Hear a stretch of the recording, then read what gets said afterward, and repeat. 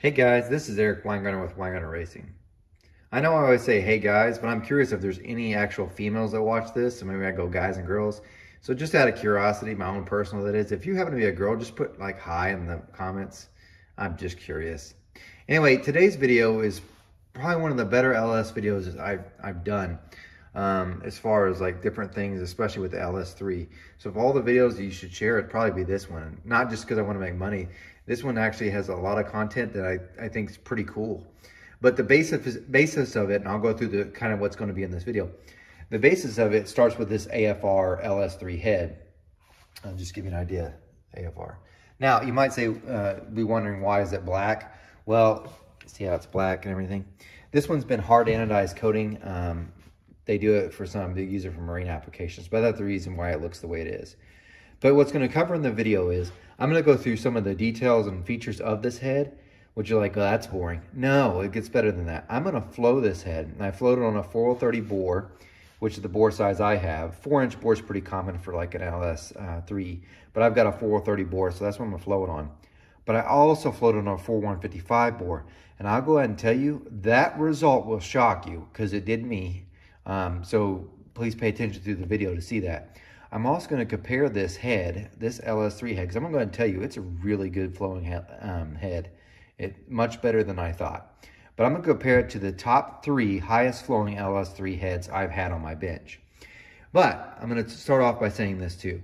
Now, in most of my videos, you see me would talk about flow bench and flow numbers and everything like that. I want you to understand, I'm using that as a tool. That is, flow bench, even though I've got 2 of them, they give a lot of data, but it's simply a tool. It gives you some information, but it does not give you it all. So I know people think whenever they see my videos that all I do is focus on airflow. There are so much more that's important for the head itself.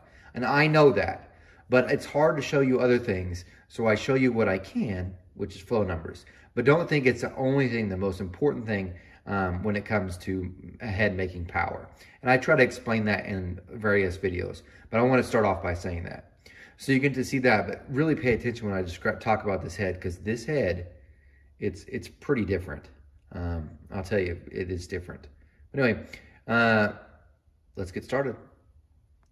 Okay, here are the head specs. They say it's an LS3 head, but you might as well think of any LS3 just means it fits a 4-inch bore pretty much.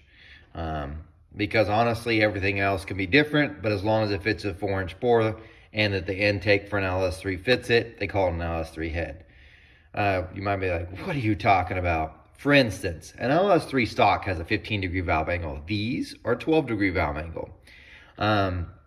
These have a 2.165 intake valve, which is the same as a stock LS3. The exhaust valve is a 1.6, which is larger, slightly larger than the stock LS3.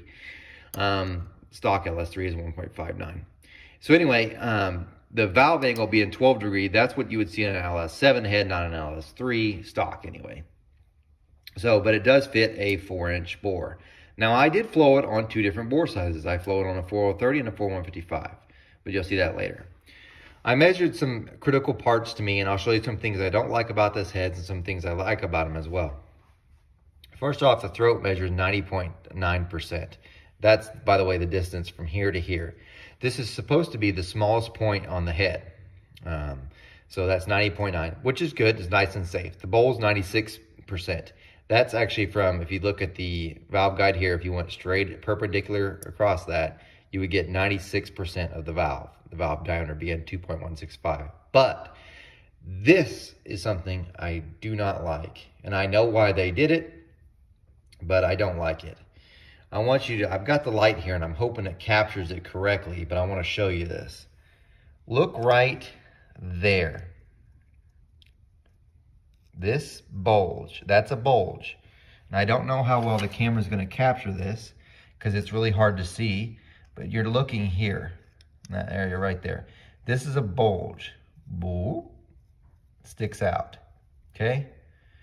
And it's really hard. You can kind of visualize it. It's tough to see in the camera, but you can see it there. And you might be saying, what is that? Is there a bolt there? No. I don't have a flashlight on that side, should have. But what happens is this goes all the way over into the bowl area on the exhaust side, okay? Now, there's a minimum distance you have to have here. And the reason why is because if you make it too thin, initially, especially in nitrous applications, it'll crack and then it'll blow through and you'll have a hole. So you have to have a certain amount of material between this. Usually on LS heads, it's not a problem. I'm going to show you why it's a problem here in a second on this head. But usually it's not a problem on LS heads because the valves are further apart, so you can make the bowl pretty large and it won't really get too close to the exhaust side. Not in this case, because this one, I'm going to show you this. This valve placement is moved. It's not in the stock location. So, in other words, this valve has been moved over that way, and this one, this valve has been moved over, or this one's been moved over. I believe it's this one, the intake valve. Now, do I know exactly which one's been moved? No, but I do know that they are moved from the center, and I'll show you exactly how I know in just a minute. So their valve placements are not the same. My thinking is this valve's moved over that way. And why would you do that? Because if you get the intake valve off the bore, it unshrouds it and it flows better. And you're going to see from the flow numbers why it moves the amount of air it does. And I'm fairly certain it's because it's been moved off the bore wall. Okay? But that does mean it's closer to the exhaust valve, which means if my bowl's a certain amount of distance or certain size, if I shift it over that way, it gets closer to breaking through on the exhaust side. Hence, they have a bulge here because that's where it would be its thinnest. So to give it more material to prevent cracking and stuff, they have that. You will not find that in other heads. I haven't seen it in any other head, period. And I will say there's a major... I would not have done it this way, and this is my opinion, and you're welcome to your own, but I don't do it this way, and I'll explain why. One, stop taking material from this side of the bowl on the exhaust. I'm using my flashlight, move it over. Okay, let me just get that right there. I don't take material from this side of the bowl. You know why? Because exhaust is going that way. Boom, out. And that's how it comes. It's not going, woo, let's go this way. It doesn't do that because the chamber's moving, okay? It's not gonna swirl, go back through this way, make another turn this way. It doesn't do that. So what happens is I leave more material here. As a fact, a lot of the heads that I get that I port, and they're CNC ported, I will actually tell them not to CNC port the exhaust. That's why I don't have them do the bowl blend on my Dragon Slayers, is because I want more material here because I make the bowl larger here without having to have a bulge here like this because I moved it over this way. Because there's not a lot of flow going on this side. There's a ton in that, not there. So if I move it over, let's say at, I don't know, 60 thousandths, that's not going to be an issue anymore. So, and it doesn't hurt the exhaust flow because it's not going that way. This, of course, some would argue, well, then you get bowl area, you need it for exhaust. True, but I would rather have it on that side than I would that side. The air wants to go that way.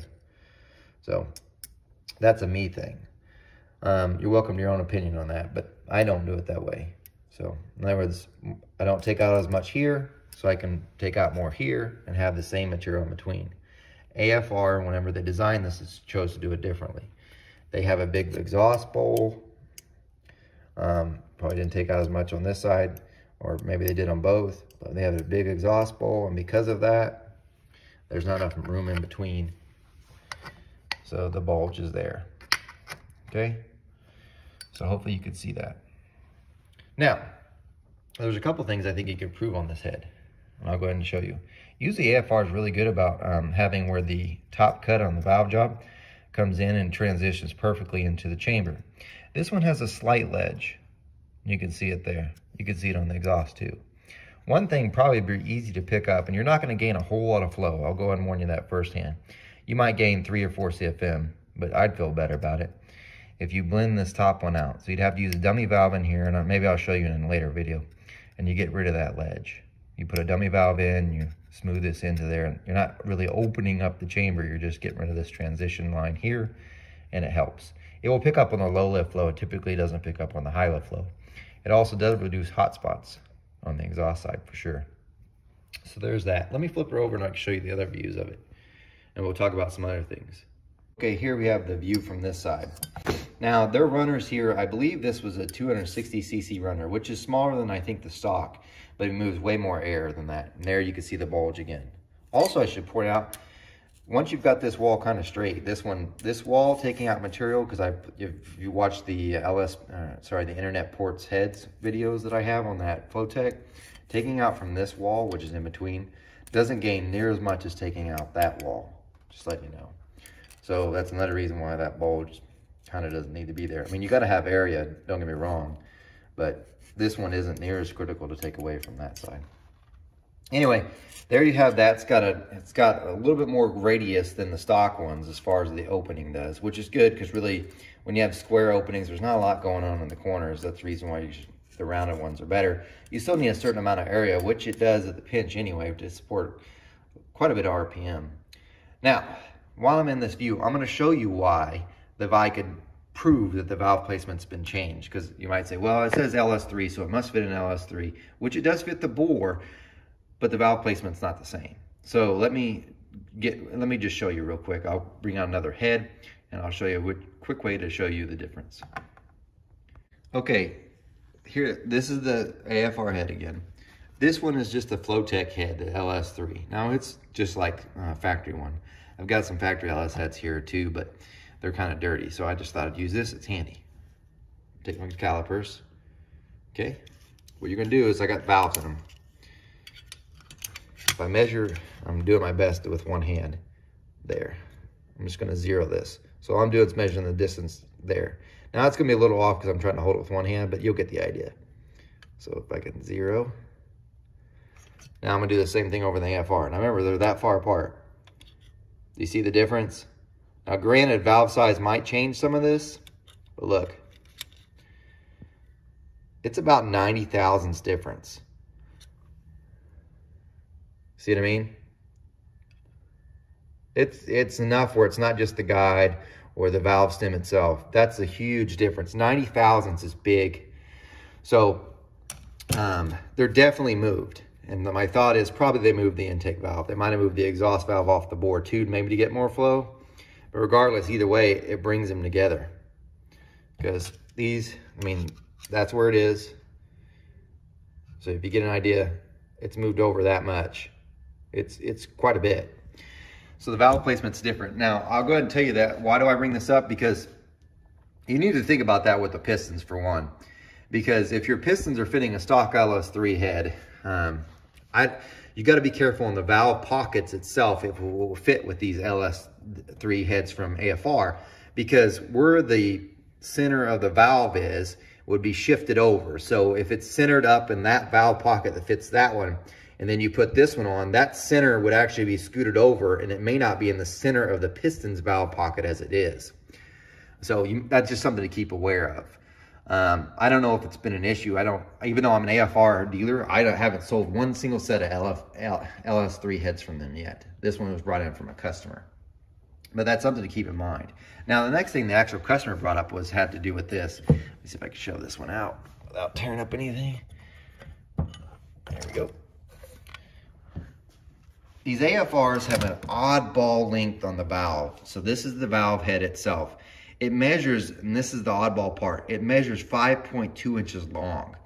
And that's odd because there's not a lot of valves are that way. Just to give you an idea, the stock LS3 head's this size. So if you look at the difference in height, or not stock, but it's a little bit of a difference. Did I grab the right one? Yet. They're off by a little. There's a little height difference. But because this was such a different valve, I haven't been able to rightly find shelf one yet that's got a hollow stem. But, because the customer's worried about weight. So I weighed this one. This one weighed 121.7 grams. All right, the AFR one. This is a Freya, no wonder, I grabbed the wrong valve. Picking that up in a minute. This should tell you the difference in height. See the difference? Sorry. I know I just confused you because I grabbed the wrong valve. This is Freya replacement for an Freya replacement for an LS3 head. This is the AFR valve. See, the tip for one's different. So the length itself's different. But the customer was hoping for a hollow stem one, and I thought I'd weigh it. The AFR one weighs 121.7 grams. This one which is from Ferrea. The stock replacement weighs 120.6. So it's not even a gram difference, even though it's longer. But it's still heavier than this. This is the reason why I grabbed it, messed you up to begin with. This is an LS7 head from LS7 valve from Ferrea. It's hollow stem. It's got a different tip. And this one comes in weighing at 114. So it's about 10 grams less. Now, you could, this is 2.2 head diameter. You could cut this down to make it close to the same head diameter as the AFR one. You could, but you may not. You could, but also the valve height still difference by about 20 thou, which you're like, so what you'd end up having is this one would be the height, then it would drop down, up, down. And since most LS heads run shaft rockers, they try to keep them all the same. I don't know that 20,000 is that big of a deal because I've run bigger difference with shaft rockers before. It's not ideal, but you can do it. Anyway, that's one alternative, but there's not a shelf one for AFR that's hollow stem. So this customer's probably gonna do a custom titanium one. But anyway, you've seen all that and you're like, great, you've now wasted about 12 minutes of my time. Where's the flow numbers?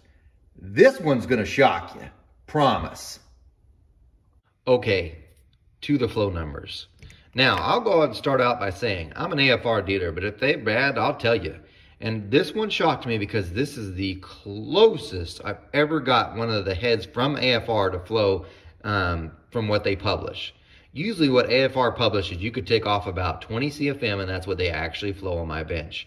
This one's the closest it's ever come to what they published actually flowing on my bench. This one's flowed on a 4030 bore and it's on my Sanyas bench. And I've got a super flow, but I typically flow on the Sanyas because one, it's quicker to do. This is no exhaust pipe attached. This is the intake numbers and we'll go through them. The ones I care about, as you know, is the 4, 6, and peak. But the 400 number is 288. And for an LS3 head, I haven't had any that's matched that number. Not even my Flowtech, this thing that I've been working on, that I haven't seen that. It's so good that I thought that there was an air leak. Took the head off, checked everything, and then did it again, and it matched the exact number. So that's strong. The 600 number, 361, that's strong. Notice at 7 it goes 380. Those are really, really, really good flowing numbers. I'm even going to show you the top 3 flowing LS3 heads I've had, just to give you an idea of how good that is. Now, it did just like what the Flowtech head does. It dropped off in flow, except for it never recovered. So it went 380, dropped to 352, and went 355. So it didn't jump up like the others have been doing. Now, if you're like, why didn't you go to 1 inch like you've been doing with your Flowtech head? And some people are like, you don't need to flow to 1 inch. You put the 1 inch lift cam in an LS3. It shows you if the port's going to recover and how stable it is. I didn't do it because the valve retainer actually hit the valve's seal, so I couldn't open the valve any further. So not bad. The exhaust side's also not bad at all either. We have 194 at 400, 600 is 238, and peak at 255. Remember, this without an exhaust pipe. So honestly, very, very good numbers for an LS3. However, it's kind of deceiving because it says it's an LS3 only because it fits an LS3 block and an LS3 intake fits it. It's a 12-degree head, not a 15, and the valve placement's different. So, however, this customer that's using these is not going to put them on a 4030 bore. He's going to put them on a 4125 bore. Now, I don't have a 4125 bore sleeve. I have a 4155 bore sleeve. So all I did was take the head off, change the cylinder over and everything over so I could float on a 4155 bore. Get ready to be shot. This is the numbers from the larger bore. Dun, da, da, da, boom. Now, the 400 number jumped up. 288 went to 292. Outstanding. The 600 number went to 367. Outstanding. However, that's where it made no more airflow. It never hit 380, 370 again. Now, some of you are like, why didn't you flow at 650? I just don't have time. Look, it dropped right after. If you notice, it dropped at 800 before. Now it dropped at 700. And then it didn't recover. It stayed the same. 367. The larger bore lost flow. And you're like, no, it didn't. It gained here, here. lost there, and you can, one's pretty close anyway. It lost flow. It lost a lot of flow, almost 30 CFM at 700 lifts. So I didn't measure at 650, but I'm gonna say it's probably worse there too. So anyway, why did that happen? Is it the board? What's happened? Well, there's a couple things. One, and I don't have the true answer for this, the exact answer, and so I'm hypothesizing. There's some airspeed issue that's happening. And once you put a bigger bore on, there's more air that's passing through, or was all the way up till about there. At that point, the airspeed can't be supported by the shape or the chamber design or whatever it is, and at that point, it goes turbulent and the flow drops. That's why it happens. How come it didn't happen here? Well, it wasn't as moving as much air. You're like, yeah, it was, it had to at 380. It wasn't moving enough to become unstable. This one definitely would have been unstable. If it had been stable here, it probably would have been like a 385. Anyway, point being, and there's something that's happening in the chamber port somewhere that's causing this to happen. Do I have the exact answer of why? No. I know it's related to the airspeed, because as the airspeed got better, as it moved more air, things got worse. Some might say, did you use a pitot tube to measure the airspeeds? No, because from the experience with this, you can have the airspeeds where you think this should be, and it still will do it. So exhaust flow, pretty much stayed the same. It gained a little, but not much. But it gained a little. So the bigger bore, it did help so much at the peaks. But I wanted to show you that. Now, because of this, I thought I'd show you the other top 3 heads I've seen for an LS3. And I'll go through them real quick. All right, we'll do this one first. This head you're seeing here is from Frankenstein. And I've talked to Chris a few times at the PRI show. Great guy. Anyway, a customer brought in the head just for flow, and he just wanted, because he wanted cam specs. This was on a stock casting, by the way. So he took an actual LS3 casting and put his program in it, and the thing was huge. It was very big, but it's the largest one. It's the highest flowing one I've had. It went 388, which is really good. But it's 400 numbers, 276, which is like, whoa, AFR is way better. I'm going to tell you this because it needs to be said. The reason why this one's better on the low lift flow is 2 major factors. One, 12 degree. So that's rolled over this way. Well, actually 3 factors. 12 degree, they moved it off the wall. If you move it off the wall, it's not being shrouded by the bore wall. This one's stock one. The next ones I show you, they're still in the stock placement. That makes a huge difference in low lift flow. Okay? However, Chris's didn't do what I need to ask him, PRI. If you look at his gains the whole time. He never drops off. He's been the only LS head I've seen that hasn't done that. So I need to talk to him and figure out why that is. But if you look, I mean, the numbers aren't super high compared to the rest, but it never drops. So it went 356, 364, 369, 388, 388 again. So, but really good numbers. And there's your exhaust numbers, which are better than they are from a stock casting. He's one. The next one actually comes, I think, from me. Yep. This one is in my, I had ported a Blueprint LS3 head for a customer. And I put a 50-degree valve job on, so it does hurt the 400 number. Go ahead and tell you that. It picks up the rest. It went 387 as well, but it did it at 750.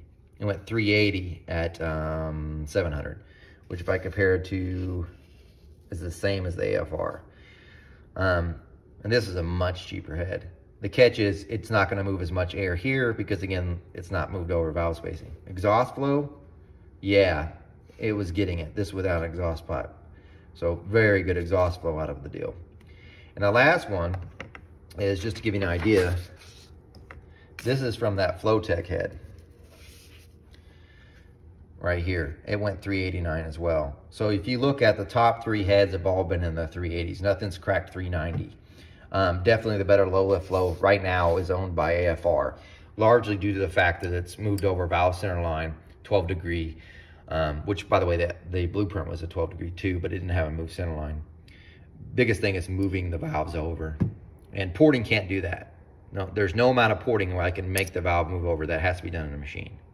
So it also has a big advantage is this chamber is their own, okay?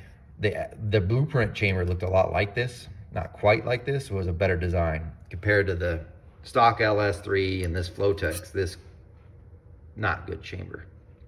Anyway, this video probably went long, but I want to give you, it was a lot of information, so I wanted to give it to you. Thanks for sticking around and watching. I hope I gave you guys something to think about. I didn't think it would flow worse on a bigger bore, but it did. Anyway, good head though, very good head. If you have a question, leave them in the comments.